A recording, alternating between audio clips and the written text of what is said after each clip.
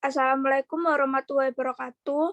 Perkenalkan, kami dari kelompok 7 akan membahas presentasi untuk mata kuliah mikrobiologi dasar yang berjudul Interaksi dan Simbiosis pada Pencernaan Manusia.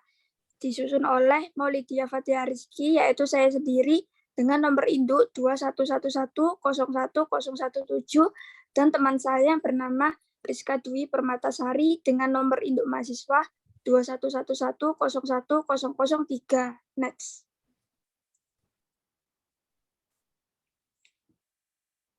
A. Sistem pencernaan pada tubuh manusia. Sistem pencernaan merupakan sistem yang berfungsi untuk melakukan penyederhanaan dan pemilihan bahan makanan menjadi zat makanan yang dapat diserap oleh tubuh kita, sehingga zat makanan tersebut dapat digunakan oleh sel-sel tubuh secara fisik maupun kimia. B. Proses pencernaan pada tubuh manusia. Proses pencernaan dalam saluran pencernaan manusia meliputi dua proses, yaitu pencernaan mekanik dan pencernaan kimiawi. Pencernaan mekanik adalah pencernaan yang dilakukan oleh gigi di dalam mulut, sedangkan pencernaan kimiawi adalah pencernaan yang melibatkan enzim-enzim. Pencernaan kimiawi adalah pencernaan yang terjadi di mulut, lambung, dan anus. Proses pencernaan makanan juga melibatkan alat-alat pencernaan yang terdiri dari saluran pencernaan dan kelenjar pencernaan.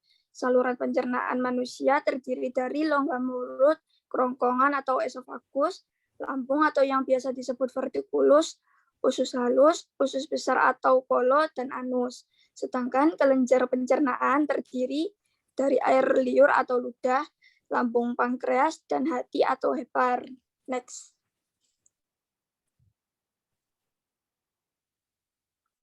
Adapun proses pencernaan makanan meliputi hal-hal berikut ini.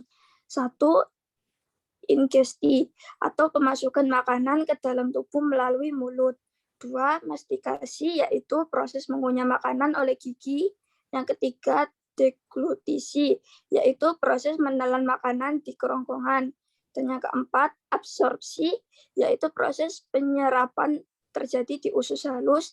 Yang kelima, defekasi, pengeluaran sisa makanan yang sudah tidak berguna. Dan yang keenam ada digesti, yaitu pengubahan makanan menjadi molekul yang lebih sederhana dengan bantuan enzim terdapat di lambung. Next. C. Simbiosis mikroba pada sistem pencernaan manusia. Mikroba adalah segala jasa hidup yang berukuran kecil. Biasanya terdiri dari mikroba, mikroorganisme, atau jasarenik. Disebut jasarenik karena ukurannya yang kecil, yaitu kurang dari 0,1 mm, sehingga sukar dilihat dengan mata biasa. Umumnya hanya dapat dilihat dengan alat pembesar atau mikroskop. Ada mikroba yang berukuran besar sehingga dapat dilihat tanpa pembesar. Pengaturan kehidupannya yang lebih sederhana dibandingkan dengan jasad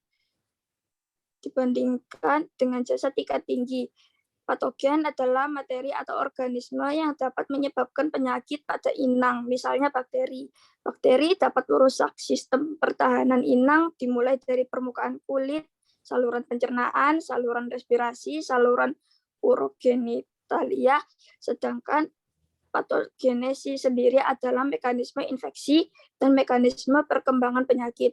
Infeksi merupakan invasi inang oleh mikroba yang memperbanyak dan berasosiasi dengan jaringan inang. Infeksi berbeda dengan penyakit. Next. Sedangkan simbiosis sendiri merupakan interaksi biologis antara satu makhluk hidup dengan makhluk hidup yang lainnya. Terlepas dari apakah makhluk hidup itu bermanfaat, berbahaya, atau tidak, berpengaruh pada satu sama lain. Makhluk hidup yang melakukan ini disebut simbion. Simbiosis dibagi menjadi beberapa macam, yaitu simbiosis mutualisme, simbiosis komensalisme, simbiosis parasitisme, simbiosis amensalisme, dan simbiosis netralisme. Next. Yang pertama, rongga mulut atau oris. Proses pencernaan dimulai dari mulut. Di dalam mulut terdapat berbagai alat yang dapat berfungsi untuk membantu proses pencernaan seperti gigi, lidah, dan enzim petialin. Mulut merupakan tempat pertama terjadinya proses pencernaan. baik secara mekanik yang dilakukan dengan gigi maupun secara kimiawi yang bekerja sama dengan kelenjar ludah. Gigi yang berfungsi sebagai pencerna mekanik yang di mana gigi tersebut bertugas untuk memotong, menyobek, dan mengunyah makanan. Sedangkan lidah berfungsi untuk membantu proses menelan dan pencampuran makanan dalam mulut. Yang kedua ada esofagus atau kerongkongan. Makanan yang sudah melalui proses pencernaan di dalam mulut selanjutnya akan melewati tahap berikutnya yaitu proses menuju lambung. Tetapi sebelum menuju lambung, makanan harus melewati kerongkongan terlebih dahulu. Kerongkongan merupakan saluran panjang dan tipis sebagai jalan makanan yang telah dikunyah dari mulut ke lambung. Untuk berikutnya dapat disampaikan oleh teman saya yang bernama Rizka. Yang ketiga, lambung atau vertikulus. Lambung merupakan organ dalam yang berbentuk menyerupai huruf J yang terletak di bagian atas perut. Lambung adalah organ pencernaan yang bentuknya dipanai dengan otot dan pembuluh darah. Sedangkan untuk ukuran lambung variatif tergantung postur tubuh yang memiliki lambung. 4. Usus halus atau intestinum minor. Di dalam usus halus terdapat dua proses pencernaan, yaitu pencernaan secara kimiawi dan proses pencernaan sari makanan. Di dalam usus ada 12 jarum bernuara dua saluran, yaitu sebagai berikut. Yang pertama, saluran empedu.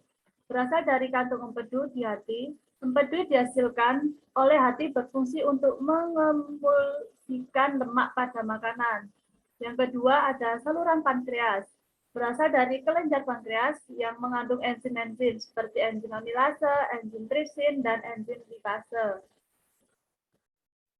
5. Usus besar atau kolon. Setelah melewati usus halus, sisa makanan masuk ke dalam usus besar atau kolon. Kolon terdiri dari 3 bagian, yaitu kolon naik, kolon datar, dan kolon turun. Kolon memiliki tambahan usus yang disebut umbai cacing atau appendix. Di dalam usus besar, sisa makanan mengalami pembusukan. Pembusukan ini dibantu oleh bakteri Escherichia coli.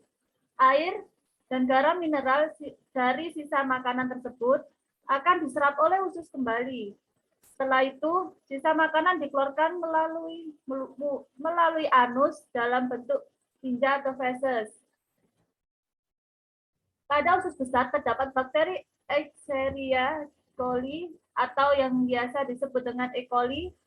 Bakteri tersebut membuahkan simbiosis mutualisme.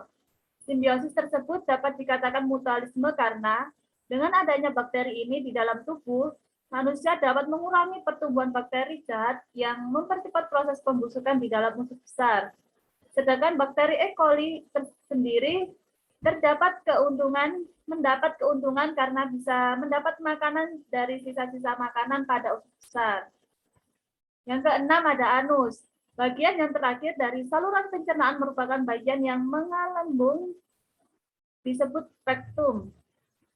Rektum dan anus merupakan lubang tempat pembuangan feses dari tubuh. Kesimpulan, jadi sistem pencernaan adalah proses menerima makanan, mengubahnya menjadi energi, dan mengeluarkan sisa proses tersebut.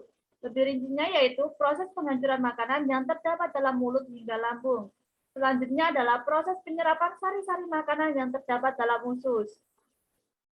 Sekian presentasi dari kelompok kami. Saya akhiri. Wassalamualaikum warahmatullahi wabarakatuh.